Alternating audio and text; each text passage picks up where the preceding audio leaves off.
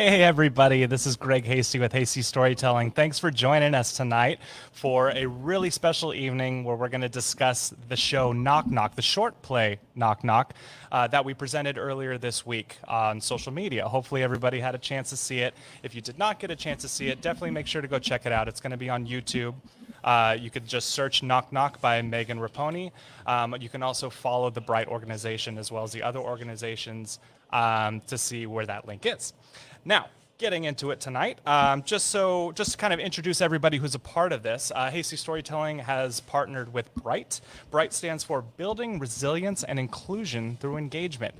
BRITE is a really wonderful nonprofit organization that helps out young talents kind of put together their dreams and kind of get their messages out there, which is crucially important, especially now in the state of COVID, where a lot of people don't have the opportunity to have as many outlets as they had before.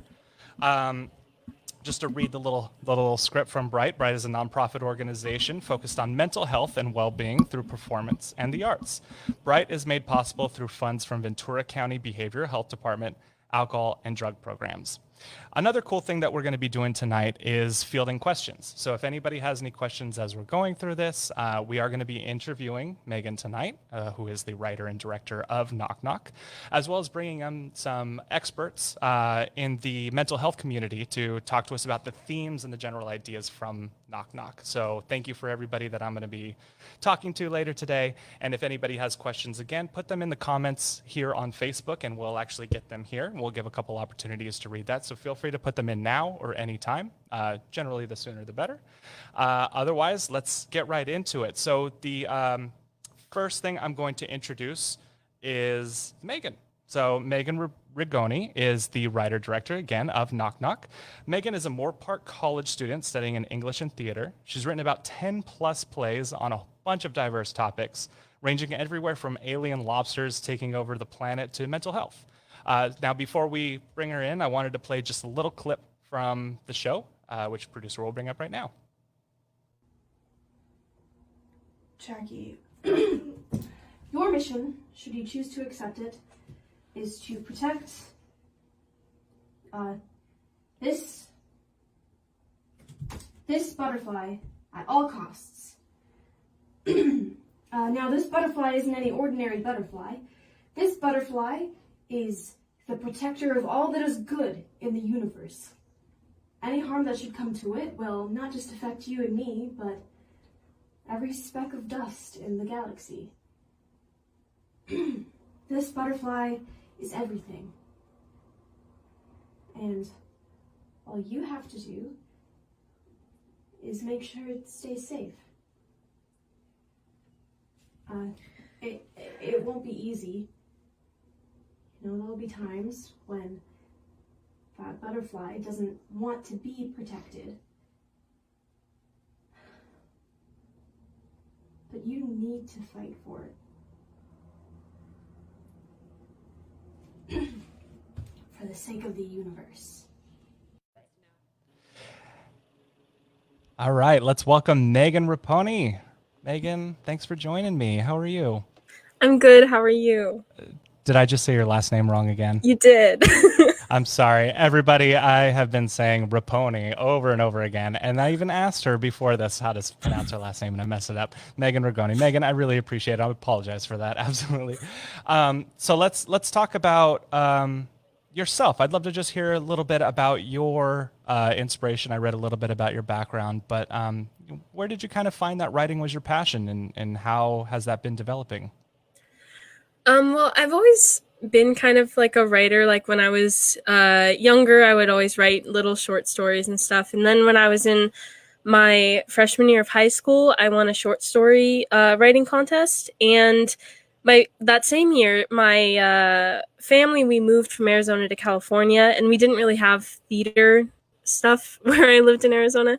And my dad was tired of me staying in my room sulking about moving. So he was like, you have to join theater. You'll like it. And I was like, I don't want to. And he's like, well, you're gonna. And now I'm majoring in it. So I kind of, one of my best friends, he was like, I love your like short stories and stuff. And he's like, have you thought about like writing plays? And I was like, I've written like one or two like short ones, but I haven't really like gotten into it. And then I took a playwriting class with Nick Pappas, my favorite professor in the universe. He's amazing. And now that's what I want to do with my life. And because it kind of combined my love for writing and my love for theater. And so I've been writing plays as much as I can since being in college, really. I'm in like my third year of college now. Wow, that's crazy.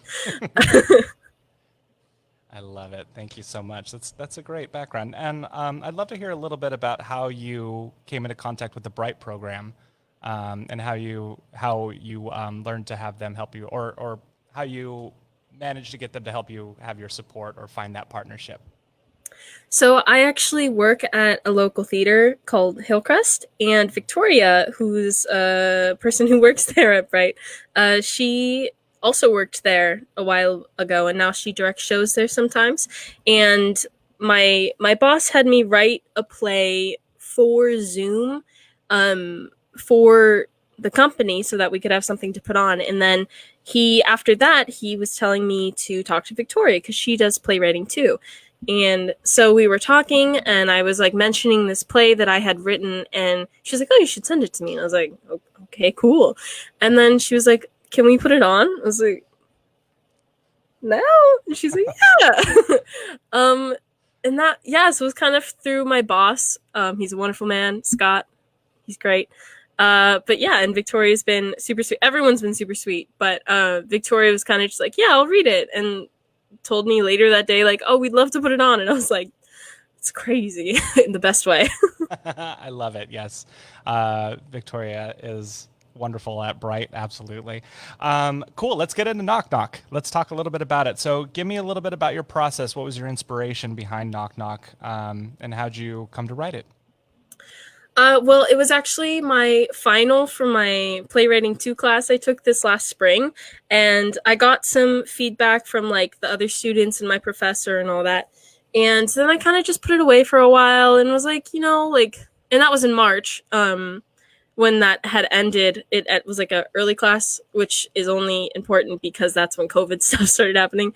And then after quarantine started happening, I realized that not just me, but a lot of people were starting to feel like more depressed and stuff. And I was talking to someone about it, and we came to our idea was a lot of the things we have to do right now in quarantine are similar to what people do when they're feeling depressed. Like they self-isolate and their eating habits get really bad, and their sleep schedules get all like super messed up, either sleeping way too much or way too little, and just at bad times and everything, and just like everything just kind of falls apart when you're in like a really bad spiral. And quarantine has been like mimicking that. So I think for a lot of people, like being in quarantine has been almost like a parallel. So your body's like, "Oh, I'm supposed to be sad now," because you're isolating yourself, and I know I have a terrible sleep schedule right now. But I was like up at 3 a.m.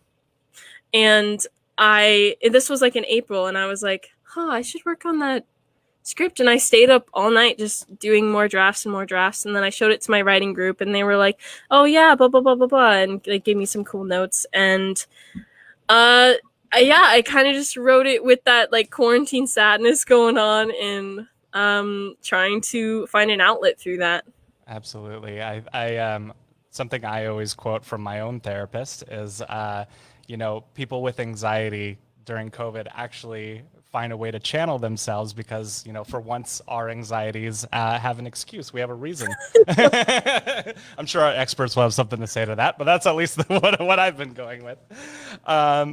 And Megan, tell me a little bit about kind of, you already kind of got into my next question, which is the concept of mental health, which I think is very topical right now, as you mentioned, with COVID and people dealing with anxieties and a lot of just kind of being pulled out of your normal element or your normal kind of process. Tell me about creating projects or writing about mental health and kind of the stigma in presenting mental health in a profound or in an impactful way as a writer and a creator. I think I tried to accomplish, not defeating, but trying to get around some of the stigma by the characters that I wrote. I wrote Jackie is a very like moody, very alternative girl who's always like dressed in black and always has like her hair is short. And then we have Jill, who's very peppy just all the time and wears like a lot of bright colors and loves glitter. And it's like a small detail, but in the background you can see like she has like a bedazzled toothpaste container. And so I wanted to show that like mental health problems don't always happen in the people that you think that they're going to happen in, and that sometimes they're like the happiest seeming people in the world.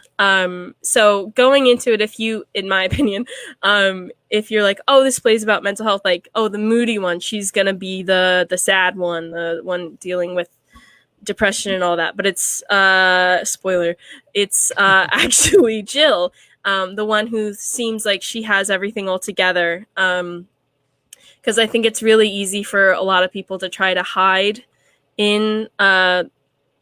their mental health issues.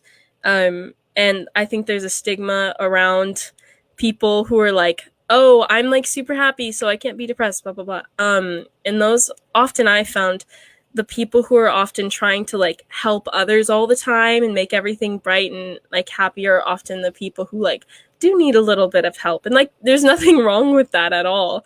That's great. Yeah. I think that's really interesting because my next part of that question was about normalizing, being comfortable with the fact that, a lot of people experience some sort of stress or mental health issues or anxieties or, even more serious issues. Talk to me about why that's important to you, the concept of normalizing mental health concerns.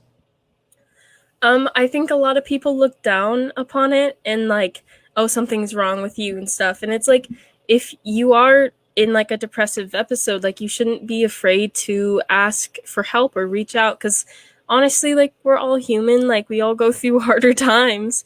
And we need to be able to ask for help when we need it. And it's really hard to do that when so many people push it off. And I think I see it. I mean, I'm in college, I'm 20 now, so I'm just barely past those teenage years, but like being in high school, I remember seeing so many people like that clearly should have used like that could have benefited from some counseling, and they were always just blown off because I saw adults and other students being like, oh, well, you're just a teenager, like you're going through it, like you can get past this, you'll just grow out of it. And to be honest, like there's some truth in that, but there's also like those years are very definitive in like the growth of who we are.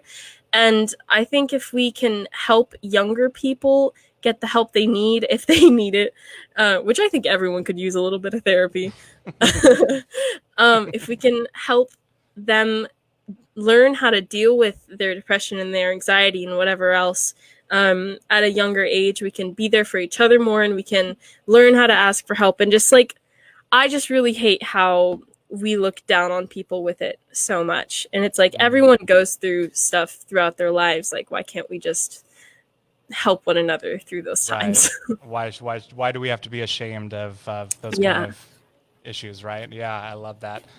Just a reminder for folks out there that are watching, we are accepting questions. In fact, I think we just got a new one. So producer Dennis, is it okay if I post it?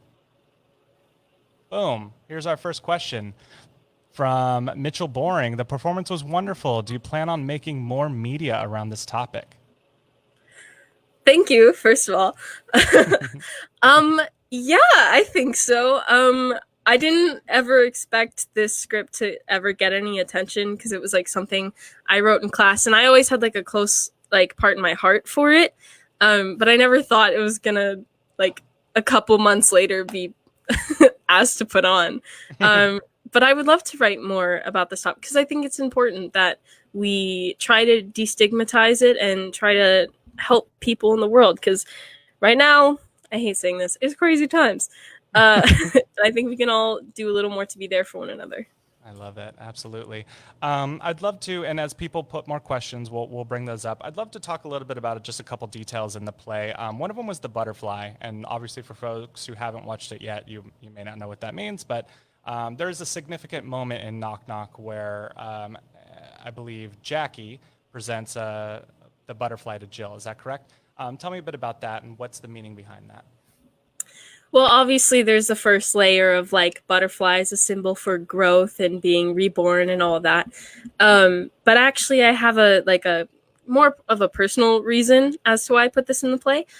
When I was in high school, I had a close friend who she was like very bubbly, very like always a ray of sunshine until she wasn't. And I remember like some of our other friends kind of not really talking to her. She started like getting more into this depression. And long story short, I almost lost her. And that was like the scariest day of my life.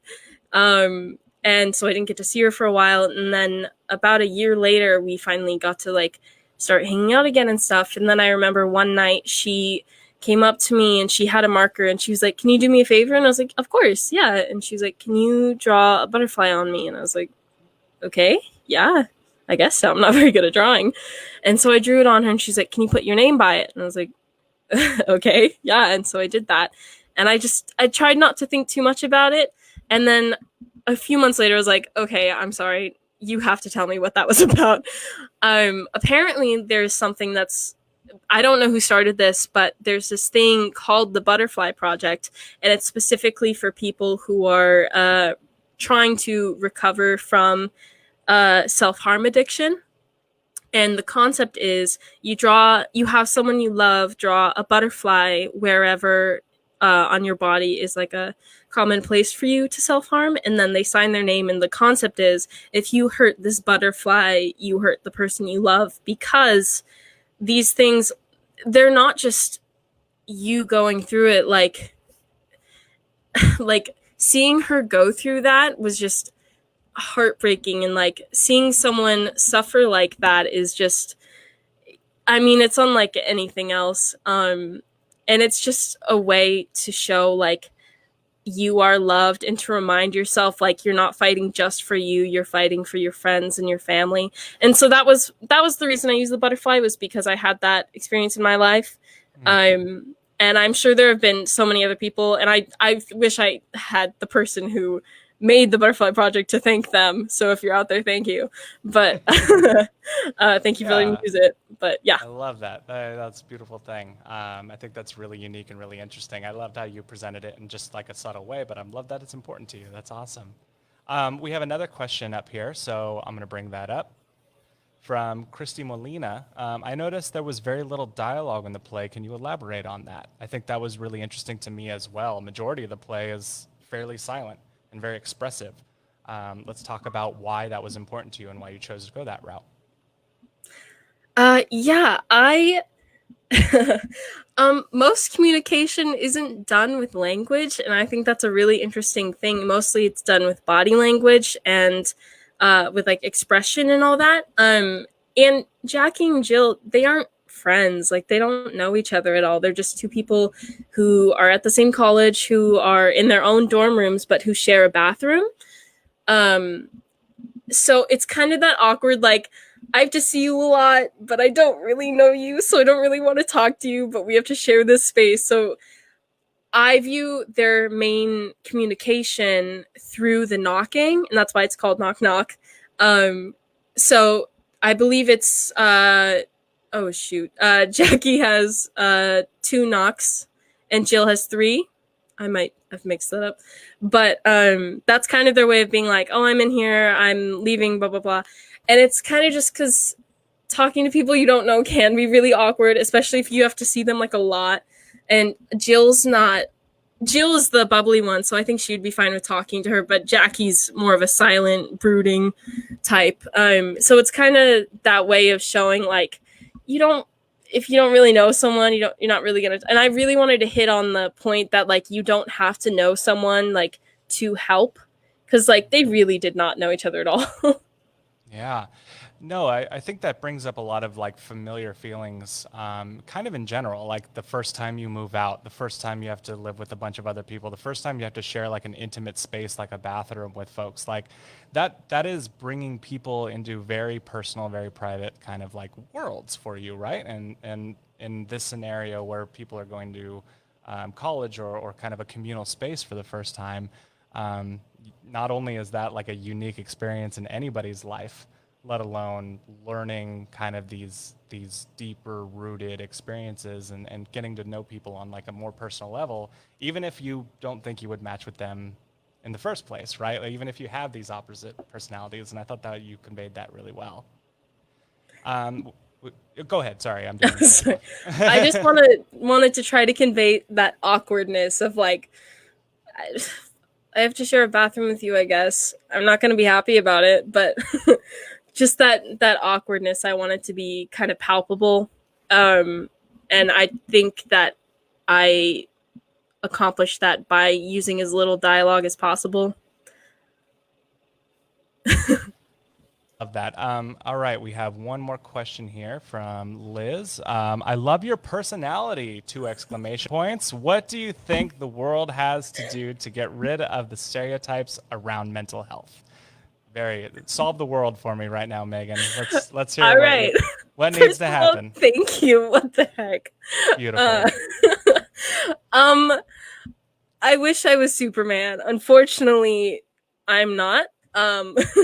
But I think something that we can start to do is just by communicating better with one another. I think a lot of people tend to stick to themselves or their select like family group or whatever. And I think a lot of times if people just communicated better with whoever they're talking to, especially people they don't know, I think if people were more open-minded about things, like no matter what it is, I think we could just help a lot of people feel heard in that way. And I think a lot of the problems we see stem from people feeling lonely and feeling like they have no one.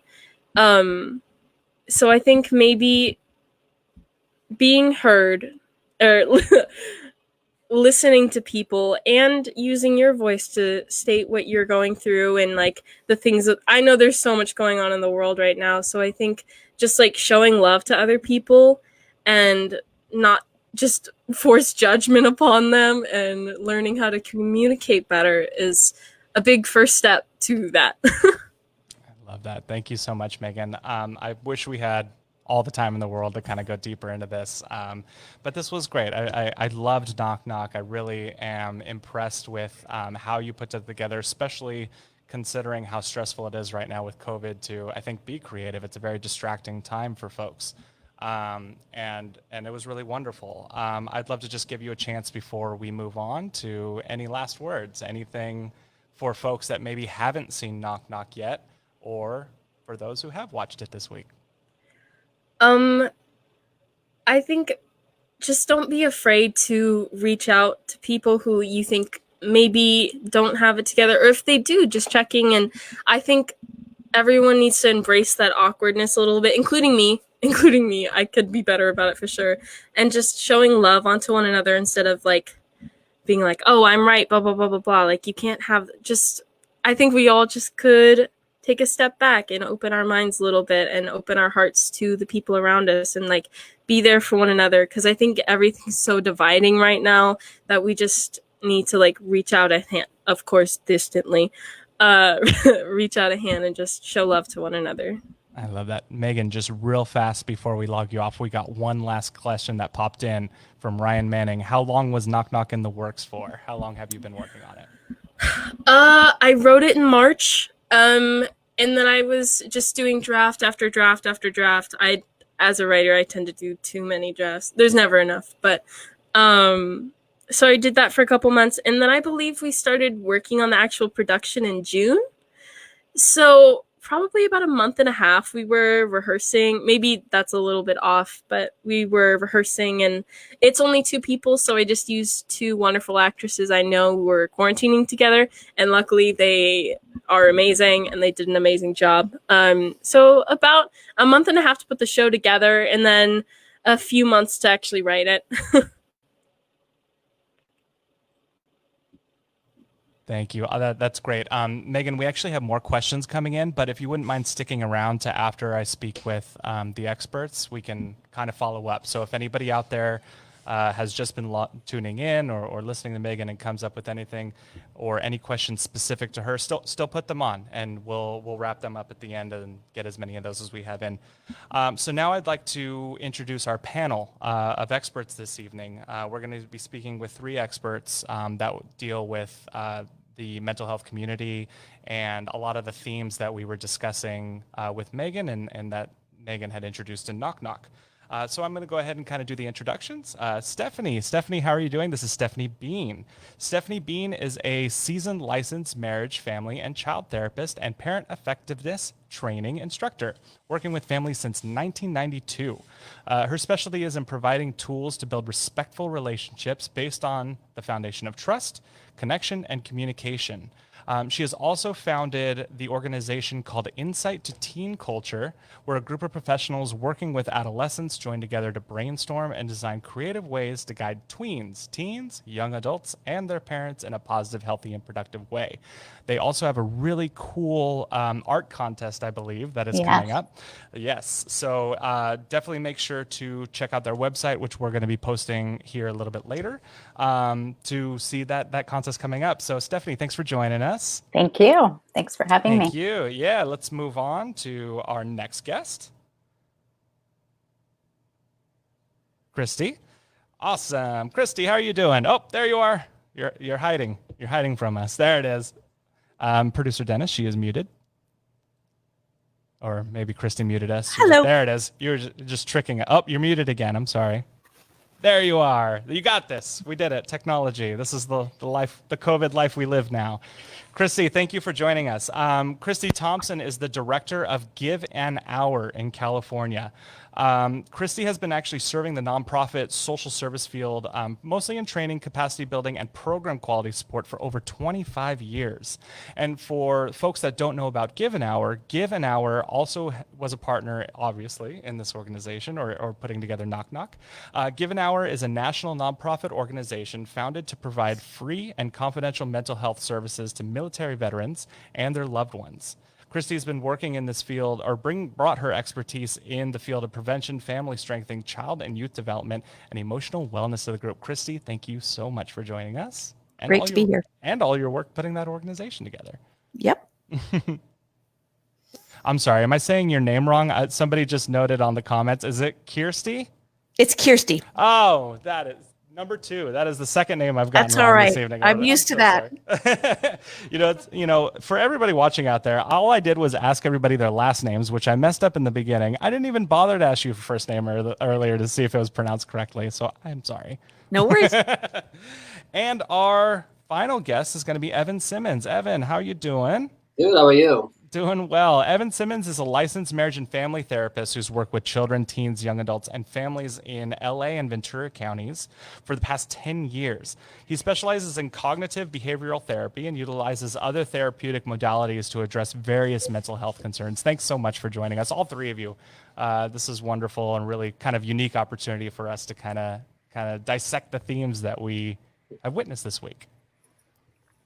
So, we're going to get into some questions. As I mentioned, same with here. If anybody wants to follow up, has some interesting questions, even if it's for specific folks, feel free to send it in, and I'll be following along. So the first thing I just want to start off with all 3 of you is kind of a broader lens of what we're talking about this evening. Specifically in the play, we see a story of 2 people who've just kind of moved into an opportunity together, 2 young people, right? We're late teenagers, really at best, probably majority, being lived in these experiences, sharing a bathroom space, and then one of them discovers that their roommate or their dorm mate is cutting or potential harmful tendencies. I'd love to hear, and this is going to be more aimed at Evan and Stephanie, the experiences in your practice among young adults and teens who are confronted with this issue for the first time. And how do you work through this issue with people that may not know how to handle it? Stephanie, if you wouldn't mind kicking us off. Sure. I do get a lot of young adults who are just going into college. It's their first experience. There's a lot of anxiety, not sure what to expect. And and then having to share a room with a total stranger. So for me, I like to talk about communication skills and problem solving skills and help them to come up with something that works for both of them. Because this is, this is brand new, new time, a big transition. So yeah, it's something that I do see. Absolutely. Evan, what about you and your experience? What have you come across, and what kind of thoughts do you try to put out there when coming across ideas like this? Definitely. I think it definitely depends on the age range as well. So just kind of how Stephanie was talking about, with college age students, there can be a variety of different things that come up in the transition from high school and moving out of the home into college. That actually is going to vary, though, quite differently from somebody who's still in middle school. And so say for my younger ones who are really struggling with anxiety, depression, and are contemplating self-harm or have completed some sort of self-harm, I think a lot of it, just kind of reiterate what Stephanie said, has been not only teaching them different coping skills, but really kind of being there for them and hearing what it is that they have to say and where they're at emotionally. So I think a lot of times for some of these people and some of these individuals, rather, they haven't necessarily felt like they could have their voice, or they could speak out. And so I think, in my practice in particular with the younger kids, helping them to discover their voice and work on communication skills, and definitely then old or young, however, they come into my office, I think it is just meeting them where they're at. And so that does vary with time to time as far as what they might be considering to be issues, may not necessarily be an issue for a roommate or a parent. And so, we might dive into that and really get more to the crux of why the self-harm is occurring for them.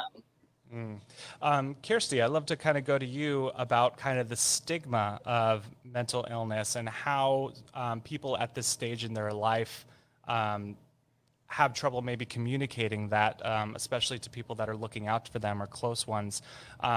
In your experience, what are you trying to do to battle that stigma, or what are you seeing out there with something like self-harm in younger folks or in college-age folks? Yeah, it's unfortunate because there is a stigma around mental health about people that are suffering emotionally, and it makes no sense if you think about it. If you break your arm, or if you dislocate your shoulder, or if you have a temperature or a fever, what do? You go to the doctor, you ask for attention, you ask for medical help. And our goal is for people to treat their mental health and their emotional wellness just as they do their physical health. And really one way to do that is to talk about it. And I love that Megan brought that up in her interview, that really just talking about emotional wellness or emotional suffering or mental health will make a big difference. So if people are okay talking about it, okay asking their friends or their loved ones, hey, I've noticed you've been a little bit withdrawn lately. Are you okay? Is there any way I can support you? Just those small acts make a very big difference. So just keeping that conversation going, modeling that behavior for youth and children and young adults can make a world of difference. Yeah, that's great. I'd love to talk to each one of you about kind of being taken out of your comfort zone as a young adult in 2019, 2020. I have specific questions kind of more about like the COVID scenario, which is obviously a special scenario in this case. But what kind of pressures, or maybe not pressures is the right word, but what kind of expectations are you finding of students or young adults kind of getting out of their hometowns, getting out of their homes, living with multiple people of their same age at the same time?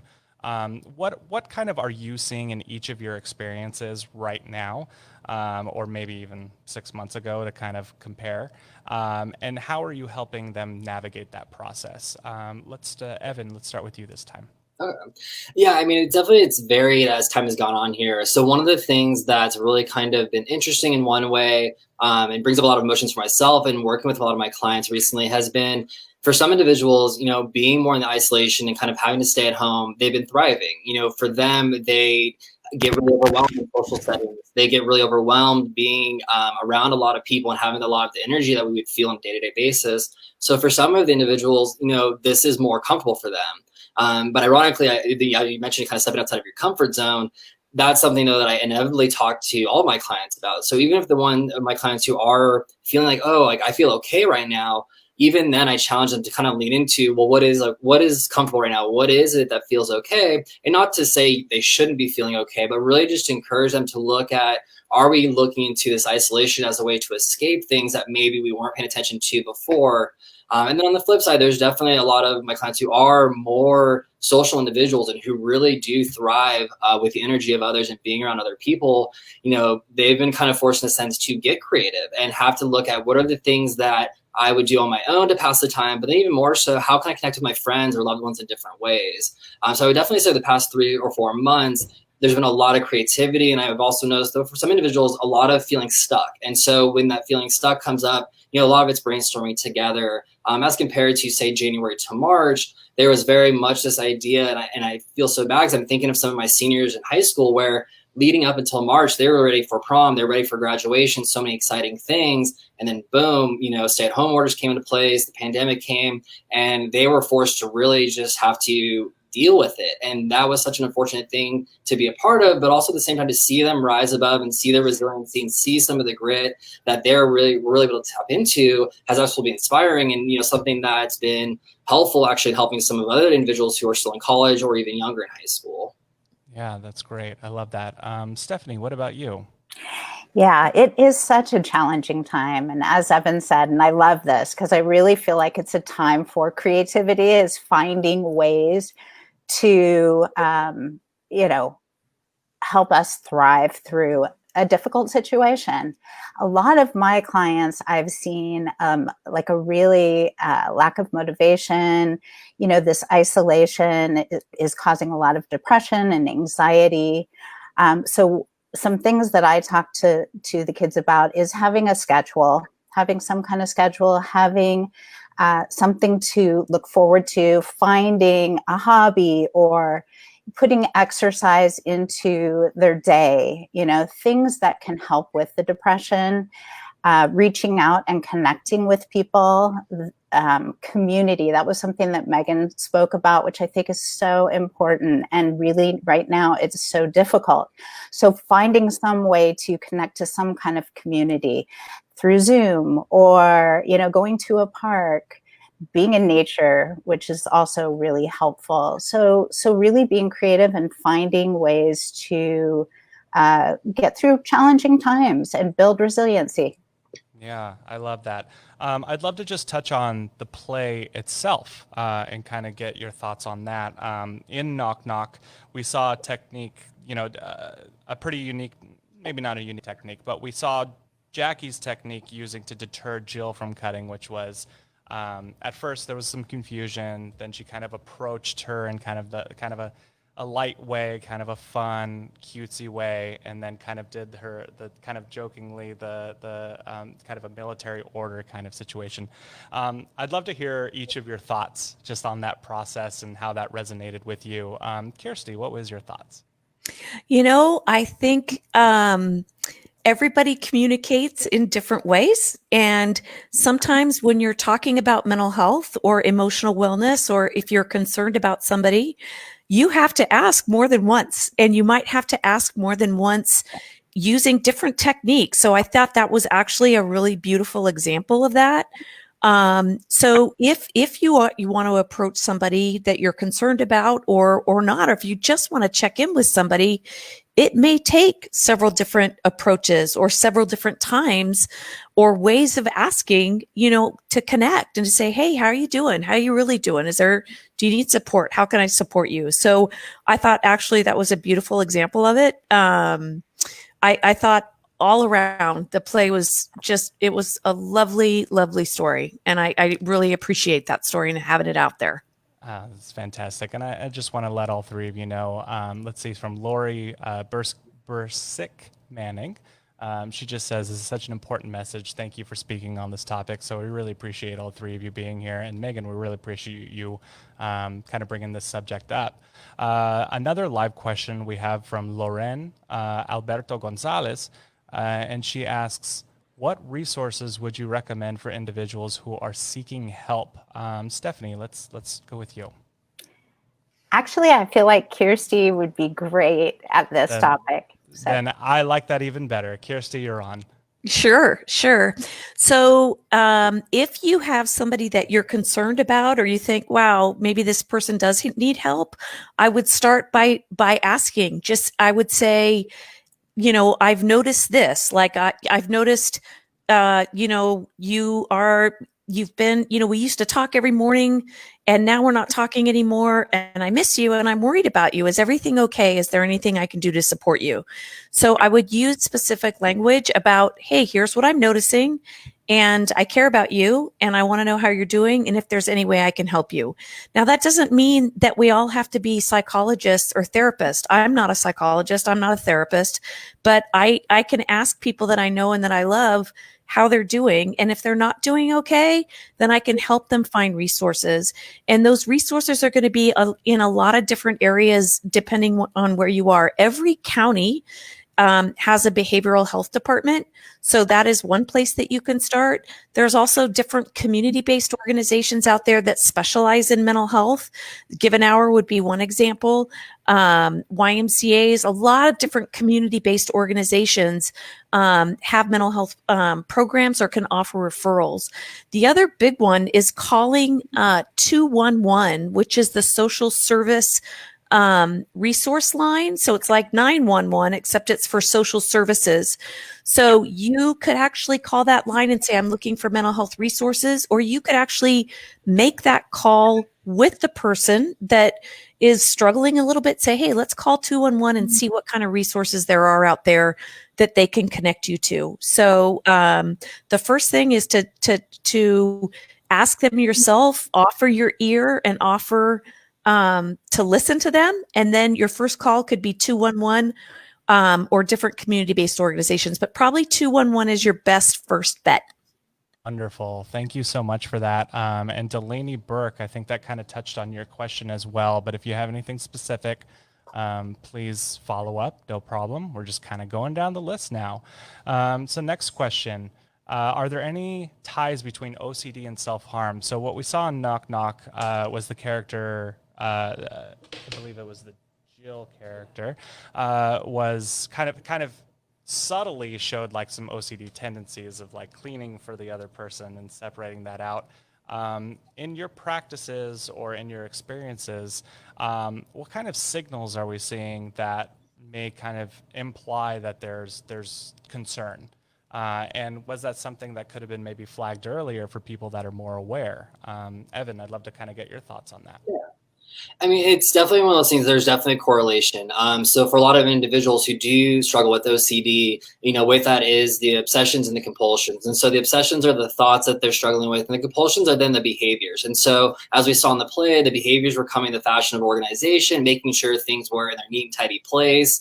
And so we saw a lot of that. And so the correlation between the two, though, is a sense of control. And so for individuals who are really starting to feel like I need to have it in this order, otherwise something bad is going to happen, or whatever the thought process might be, or even just the fact that it's something that feels uncomfortable for them, oftentimes it becomes really overwhelming. And so then you will start to feel more anxious. You'll start to feel a bit more depressed. And inevitably, it can play out where self-harm becomes part of the equation here.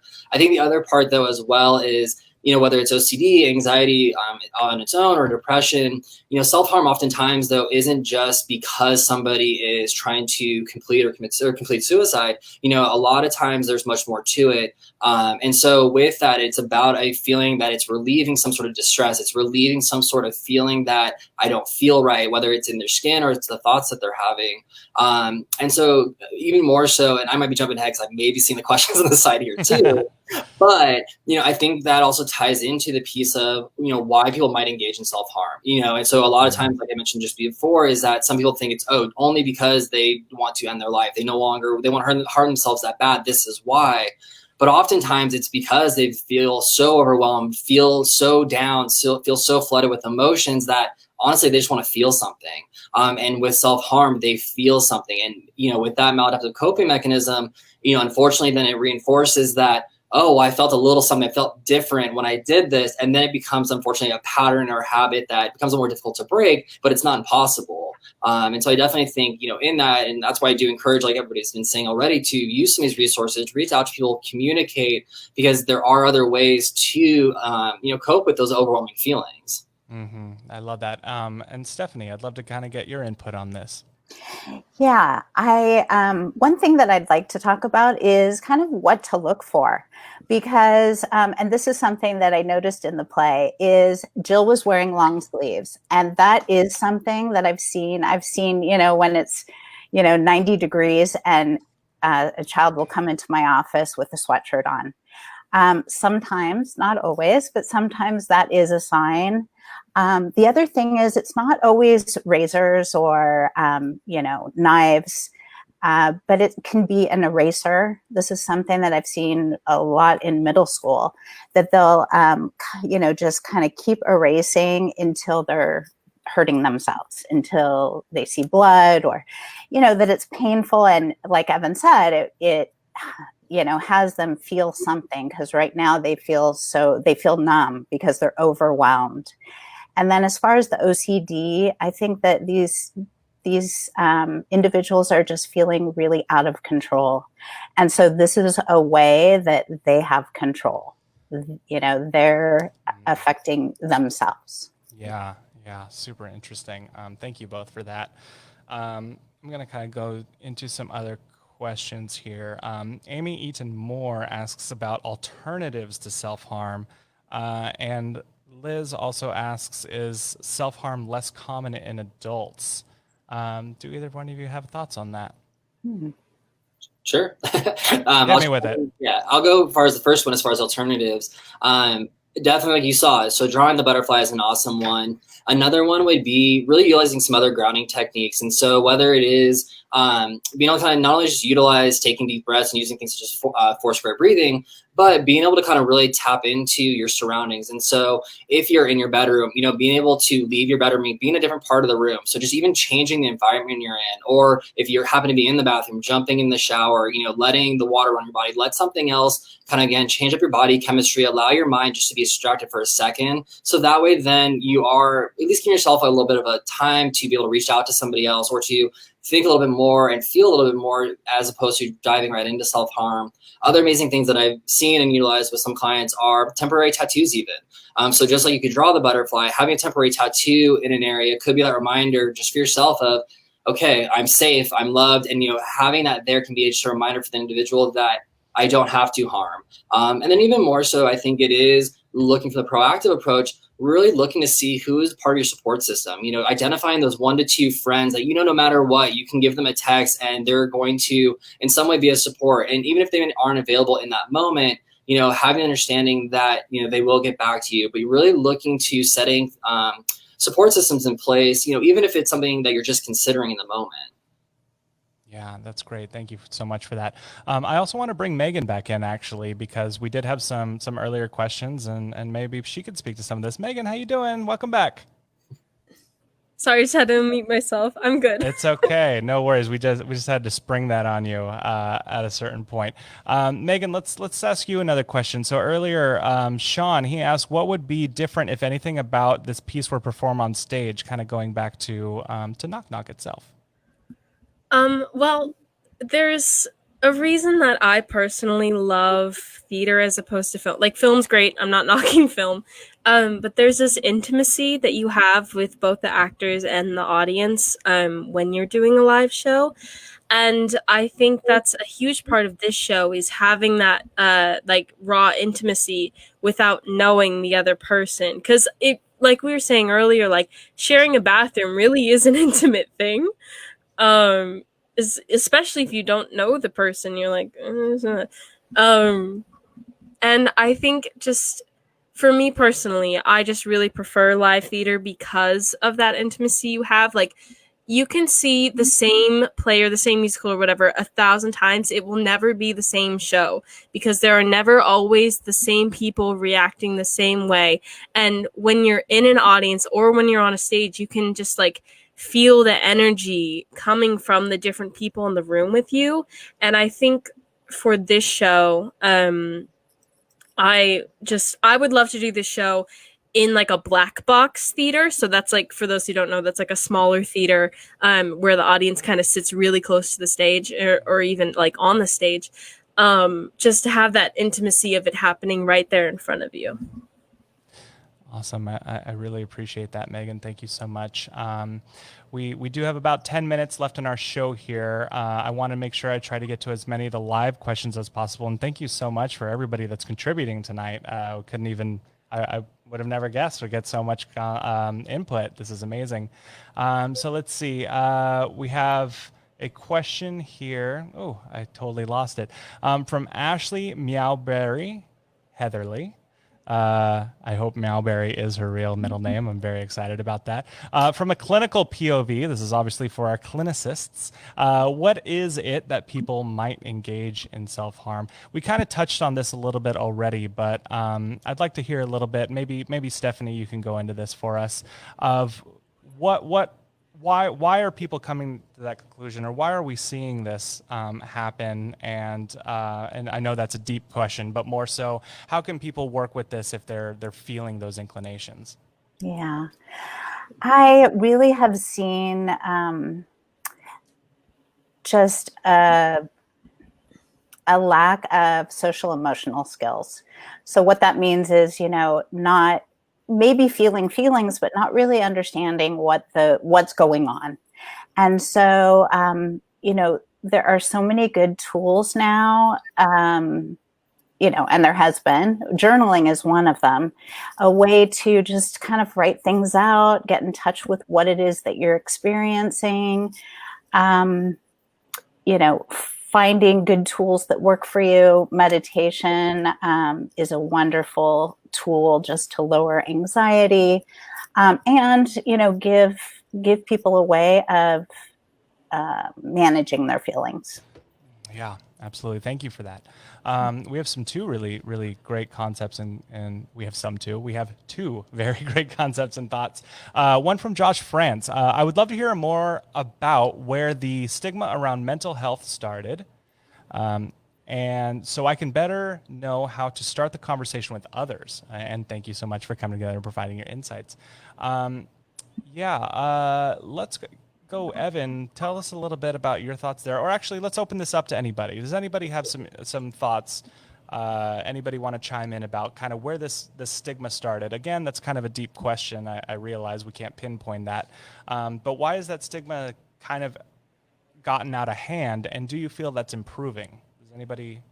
I can comment on that. I think, yeah, Kirsten, thank you. I don't know exactly where it came from, but I think the stigma is really about, if you are suffering emotionally, or if you have a mental illness or something going on, that you are weak, that you are ill, that, things are not okay, that you're crazy, right? All those things. And those labels or those stigmas have been around for a very long time. But if you think about a normal human experience, all of us, everybody on the planet has emotionality. We all have good days where we're feeling great emotionally. Things are, on an even keel and we're going around fine. But we also all have bad days where emotionally we're not doing okay. And so we all are on that continuum. People that have mental health issues also have emotionality. So they can have good days and they can have bad days too. So the stigma is old. It's been there forever. And it really is connected to kind of this sign of weakness or craziness, which is not true. And what we're trying to do is, again, teach people that your emotional wellness, your mental health is just as important as your physical health. And it's important it's not an option to take care of it. It's not like, gosh, I know I should exercise and I know I should get enough sleep and I know I should try and eat well. You have to try and do those things if you're going to stay well emotionally. So we're trying to really prioritize that. Yeah, I love that. I would like to just make one comment. I really think that things have gotten better. I feel like it was much more of a stigma before. What I heard, just a statistic, I believe it was last week, that mental health calls, like hotline calls, are up 25%. To me, that's a great thing. People are reaching out and asking for help, especially during this time. Thank you so much. Sure. That's wonderful. Let's see. We have another comment here. From Bethany Herrera.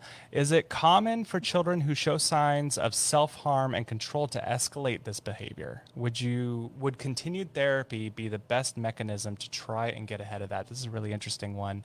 Yeah, toss that out to all of you. Any thoughts? Okay, I guess I'll kind of chime in on that one. Let's do it, Evan. I think first it really depends on the age of the child. And so really be able to kind of recognize, are we dealing with, sorry, I keep touching my face, this fly or something just fell on my face there, but it really depends on the age of the child. So if we have somebody who is younger, let's say elementary school age, and you're feeling that there is behavioral issues related to control, whether they might come up as bossy or they might be really organized and need tidying, that's just kind of a little, not a red flag, but something you're noticing is, oh, the other peers aren't necessarily kind of doing these same things. It doesn't necessarily mean that's going to escalate to self-harm. So to kind of go to the second part of the question, I think just initial therapy to begin with to really tap into, as Stephanie mentioned earlier, as far as the social emotional education and helping them to learn about their emotions, how they can regulate them, and then learning basic coping skills. And so whether it is, deep breathing, meditation, or learning how to use your five senses to pay attention to what's around you and allow your body and brain to kind of think differently, but really kind of going into other just coping skills. And then, like we've all, I think, touched on earlier, therapy is great for everybody. So whether your kid does kind of escalate to self-harm or not, some sort of continued therapy, whether it's checking in with a therapist they've been working with or learning to develop a relationship with their school counselor even, so they just have somebody that they know they can touch base with that maybe isn't their parent or their caregiver, and allowing them to just have that space, but continue the open dialogue. So that way it's not you mandating therapy, but it's more of your kid has a say in it as well, since it is their mental health. Yeah, absolutely. No, that's great. I really appreciate it. Everybody on this panel, this has been wonderful. I really feel like we could have stretched this out to be like a day conference about these subjects, but all your insights has been fantastic. Christy, my last question is actually for you. I'd love to hear about resources. Where can folks reach out if they're suspecting a friend or a family member in these situations? What can they do, or what can somebody do if they want to reach out for help? Give us all the resources. Okay. So again, I would encourage everybody that's listening in to check in with each other, check in with your friends, check in with your loved ones, check in with your family members, and just, again, say, how you doing? I'm here for you. If you need an ear, I can listen. If you need help, let's find it together. So it starts with us checking in with each other. Since we are talking a little bit about like adolescents and young adults, Evan talked about school counselors. School counselors are an excellent resource. So if your school or your campus has that service, which most of them do, I think all of them do, that's a great place to start. And again, also in every county, there is a 211 helpline, and that's a social service hotline that's available 24 hours a day, 7 days a week. You dial 211 and they can offer resources and referrals to different behavioral health and mental health, information and programs. Each county has a behavioral health department as well. So those are some places to start. And 211 also is available on the web. So if you type in your county, let's say you're in Ventura County, you can put in 211 Ventura County in Google, and that will come up. So those are a couple of places to start. And it all starts again with a personal check-in. Fantastic. I love that. Thank you so much for that information. Stephanie, I actually wanted to go to you. Can you tell us a little bit about the art contest and make sure people have the website for that as well? Sure. So inside teen culture, we have seen that kids really are needing something to express themselves. So we put together this contest. It'll be starting on Monday. So it's not even on the website yet. You're really like hearing it firsthand. So it's for kids.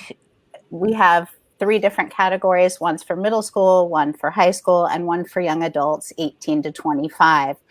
They're able to submit art on what my vision for the future is. So it gives them a platform and creativity to express themselves of what they'd like to see in the future, humanity and helping one another, working together, unity. There's so much stuff going on in our world today. So this gives them the opportunity to express themselves. Fantastic. Super exciting. Really Yeah, love it. thank you. I also wanted to once again mention the BRITE website for anybody who's interested, who is responsible for putting me on the internet this evening. So make sure to visit briteyouth.com, briteyouth.org, as producer Victoria just corrected me. That is BRITE youth.org, and you can see it below. Also wanted to plug the other organization, givenhour.org, which you also see below here. And make sure to like Bright Youth on social media. It is at Bright Youth, again, BRITE youth.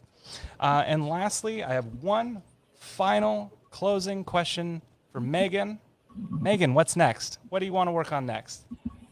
Oh boy. I am just gonna keep writing, and keep finding anywhere I can to put on my little plays and such. Right now I'm working on some stuff at the theater I work at, but really I have one more year at Moore Park and then I'm hopefully gonna transfer. But I just wanna, I guess my next step is just to, like I said, continue writing and just trying to get the messages that I think should be spread out. Beautiful. I love it. Well, thank you so much, Megan. It's been a pleasure to get to know you over the past few weeks and watch your play and work with you. I really love what you did there, and I hope it gets out to some more folks. And I'm really excited to see what you end up tackling next. I also want to thank, obviously, Stephanie Bean, Kirsty Thompson, Evan Simmons for joining us and having that session and giving us some amazing insights. All three of you were wonderful, and I really appreciate it. I want to thank BRITE Organization. I want to thank, who else should I be thanking? Given Hour. I want to thank producer Dennis for staying late this evening to put this all together. Fake producer Victoria, but also BRITE organizer, is here just to mock me on the side. But I really appreciate everybody for their questions as well. And Catherine, yes, Catherine, of course, for allowing us to do all these amazing things. Catherine is with the BRITE organization as well. So thank you, everyone. Feel free to keep chiming in with questions, and we'll try to get back to you as we go. Otherwise, I hope this is the first of many fun little evening chats that we can have together. And awesome. Thank you, everybody. Have a great week. Stay safe. Stay healthy. Bye-bye.